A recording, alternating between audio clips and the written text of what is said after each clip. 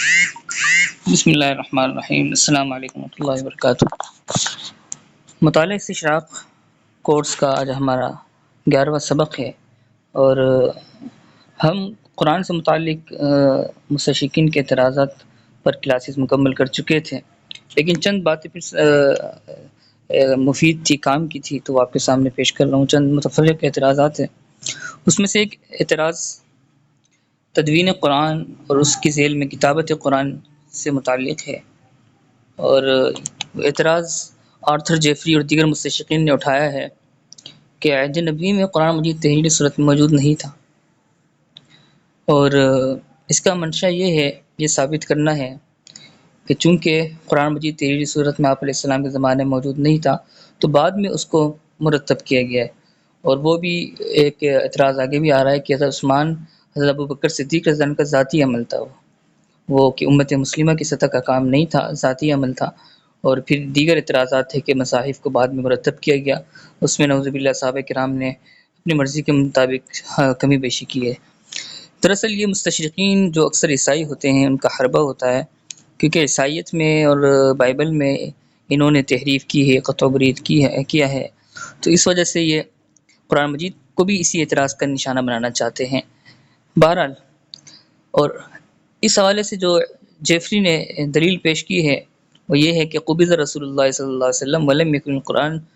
جمع فی شیء، یہ ایک حدیث ہے،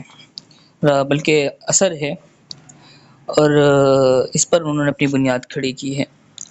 اور سمجھے بغیر ظاہری عبارت کو لیا ہے۔ بات اگر مستشرقین کے دوہرے معیار کی جائے تو وہ جب قرآن سے متعلق، حدیث سے متعلق بات آتی ہے تو وہ قرآن و حدیث کی صحت کا انکار کر رہے ہوتے ہیں،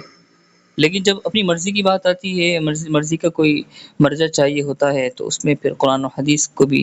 اپنی دلیل کے طور پر استدلال میں پیش کر دیتے ہیں۔ یہ بھی ایک دوہرا معیار ہے۔ بہرحال، تو ہم نے مختصر اس کا جواب لکھا ہے کہ حدیث میں ایک جگہ نہ جمع ہونے کا ذکر ہے، نہ کہ عدم کتابت کا۔ کتابت تو تھی، جبھی تو کاتبین وحی کا تذکرہ ملتا ہے۔ آپ علیہ السلام جو بھی آیت نازل ہوتی تھی، کاتبین وحی میں سے کسی ایک کو بلا کر، اور درجن سے زیادہ کاتبین وحی تھے، حضرت زید بن ثابت رضی اللہ تعالیٰ عنہ، حضرت معاویہ رضی اللہ تعالیٰ عنہ، اور دیگر صحابہ کرام اس میں شامل تھے، تو آپ لکھوایا کرتے تھے انہیں، اور صحابہ کرام کہتے ہیں کہ مختلف چیزوں پہ ہم نے لکھا ہوا تھا قرآن مجید، لیکن ایک جگہ جمع نہیں کیا گیا تھا۔ تو بہرحال ایک جگہ مطلب یہ ہے کہ آپ کے زمانے میں ایک جگہ جو ہے مکمل نسخہ نہیں تھا۔ دیگر کئی وجوہات ہیں اس کی۔ ایک تو یہ کہ عرب میں صفحات اور لکھنے کے جو وسائل تھے، جس پہ چیزیں لکھی جاتی ہے، اس کی جو وسائل کی کمیابی تھی، یعنی دستیاب نہیں تھا عمومی طور پر۔ اور آپ علیہ السلام نے ویسے منع بھی کر دیا تھا عمومی طور پر صحابہ کرام کو، لکھا بھی جا رہا تھا، مخصوص حضرات لکھ رہے تھے صحابہ کرام، عمومی طور پر بعض صحابہ کرام کو اپنے منع بھی کیا تھا، کیونکہ صحابہ کرام آیت کے بعد پھر وہ تفسیری نکات جو آپ علیہ السلام بیان کیا کرتے تھے وہ بھی ایڈ کر دیا کرتے تھے، جس سے اشتباہ یہ پیدا ہوتا تھا کہ ہو سکتا ہے کہ قرآن کا حصہ نہ ہو، یعنی قرآن کا جو حصہ نہیں تھا اس کو قرآن کا حصہ، مطلب قرآن کا حصہ ہونے کا اشتباہ پیدا ہوتا تھا۔ تو آپ علیہ السلام نے اس لیے کہ کہیں ایسا نہ ہو کہ تفسیری نکات کو ہی قرآن سمجھ لیا جائے، آپ نے منع کیا، مگر نہ دیگر احادیث ایسی ہیں کہ آپ نے باقاعدہ حکم دیا گیا ہے اکتبوا لابی شاہ، جو حدیث میں باقاعدہ آیا ہے۔ اسی طرح آپ ایک صحابی نے شکایت کی تھی، یا رسول اللہ مجھے یاد نہیں رہتا قرآن اور آپ کی باتیں، حدیث کے بارے میں بھی یہ سوال تھا، خیر وہ حدیث کے متعلق تھا، لیکن آپ علیہ السلام نے کتابت کا حکم دیا تھا۔ معذرت کے ساتھ یہ جو میں نے متن آپ کے سامنے پڑھا ہے وہ حدیث سے متعلق ہے۔ بہرحال حدیث سے متعلق جو اعتراضات ہیں وہ آگے آ رہے ہیں، اور اس میں بھی یہی اعتراض کیا جاتا ہے کہ قرآن مجید جس طرح آپ کے زمانے میں نہیں لکھا گیا تھا، اس طرح احادیث مبارکہ بھی آپ کے زمانے میں نہیں لکھی گئی تھی۔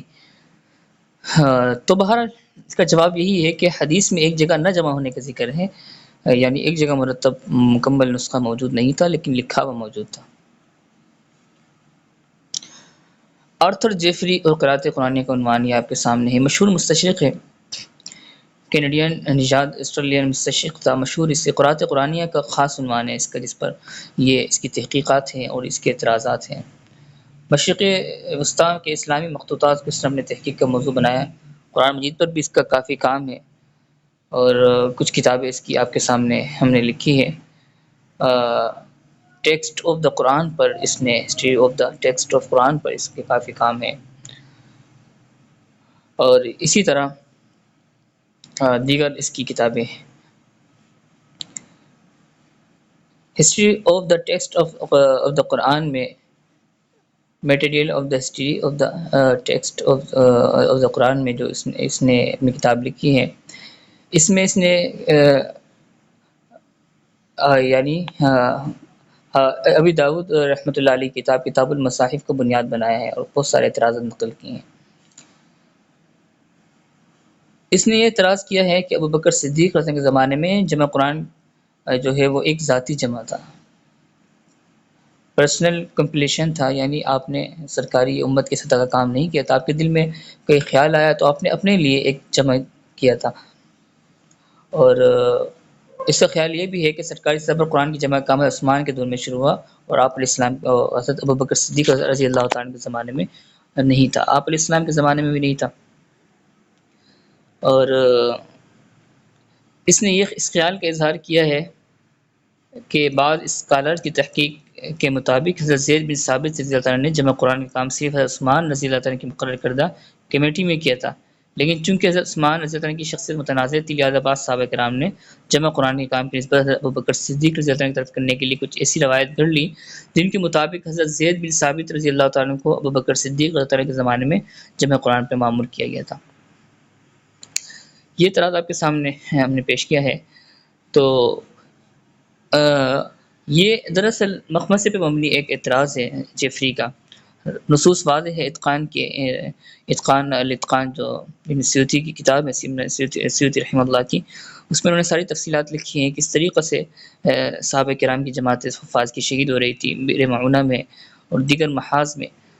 تو حضرت عمر فاروق رضی اللہ تعالیٰ عنہ نے ابو بکر صدیق رضی اللہ عنہ کو مشورہ دیا کہ اس طرح اگر صحابہ کرام حفاظ صحابہ کرام شہید ہوتے رہیں تو ویسا نہ ہو کوئی قرآن مجید ضائع ہو جائے، اس لیے آپ اس کو ضرور جو ہے اس کی تدوین فرمائیں۔ ابو بکر صدیق رضی اللہ عنہ فرماتے ہیں کہ شروع میں مجھے شرح صدر نہیں ہوا اور میں نے کہا جو کام آپ علیہ السلام نے نہیں کیا وہ میں نہیں کر سکتا، لیکن حضرت عمر فاروق رضی اللہ تعالیٰ عنہ ان کو مسلسل سمجھاتے رہے یہاں تک کہ شرح صدر ہو گیا ان کو، اور جو ہے ابو بکر صدیق رضی اللہ عنہ نے تدوین کا کام باقاعدہ کمیٹی تشکیل دی اور اس کمیٹی نے مختلف طریقوں سے جو ہے توثیق کی قرآن مجید۔ اگرچہ صحابہ کرام کو زبانی یاد تھا لیکن اس کے باوجود 2 گواہوں کی ضرورت ہوتی تھی جو اس بات کی تصدیق کریں کہ یہ آپ علیہ السلام نے اپنے یعنی ان کے سامنے آپ علیہ السلام نے یہ آیت لکھوائی ہے باقاعدہ وحی ہونے کے بعد۔ تو اتنی احتیاط کے بعد یہ جمع ہوا۔ اگر یہ ذاتی جمع ہوتا یعنی ذاتی طور پر ابو بکر صدیق جمع فرماتے تو پھر اتنی زیادہ کمیٹی بنانا اور پھر اس میں باقاعدہ کمیٹی کی تشکیل میں جو ہے باقاعدہ مشورہ چلنا، اجلاس ہونا، یہ ساری چیزیں نہیں ہوتی۔